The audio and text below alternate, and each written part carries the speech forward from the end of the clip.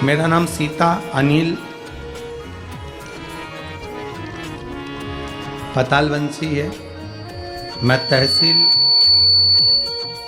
बरोरा, जिला चंद्रपुर, महाराष्ट्र की हूँ। कहीं बैठी हो तो हाथ हिला सकती हैं। आप ही हैं, ऐसा हाथ हिला दे।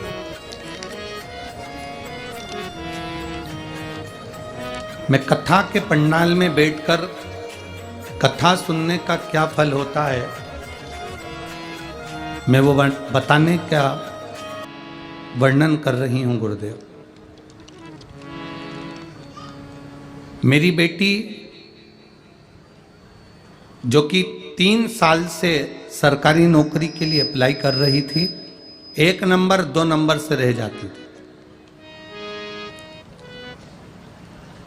मैंने मेरी बेटी से कहा, एक बार शिवयोर वाला महाराज कहता है कि कथा के पंडाल में बैठकर जो मांगा जाता है बाबा वो देता जरूर है।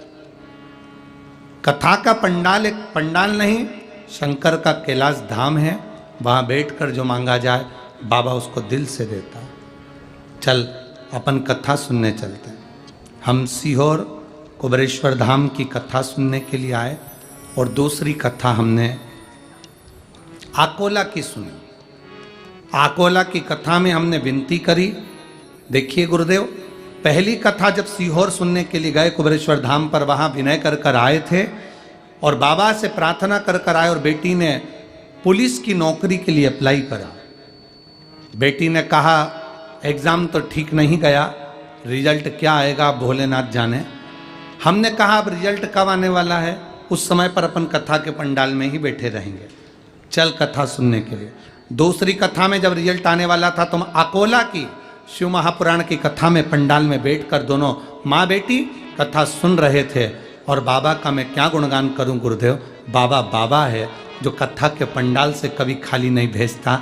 मेरी बेटी का मुंबई पुलिस में सिलेक्शन हो गया और मेरी बेटी नौकरी कर रही है। मैं बाबा को यहाँ धन्यवाद देने के लिए आई हूँ। एक बार दोनों हाथ हिलाकर श्री शिवाय नमस्तुभ्यम।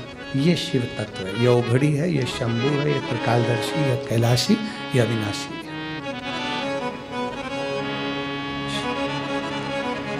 हमें लगता है कि हम शिव महापुराण की कथा में आए हैं, पर ऐसा नहीं।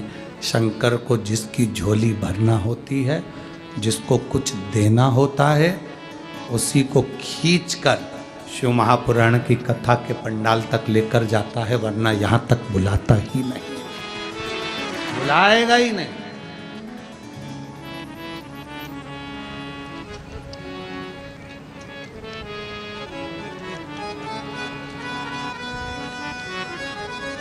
बस भरोसा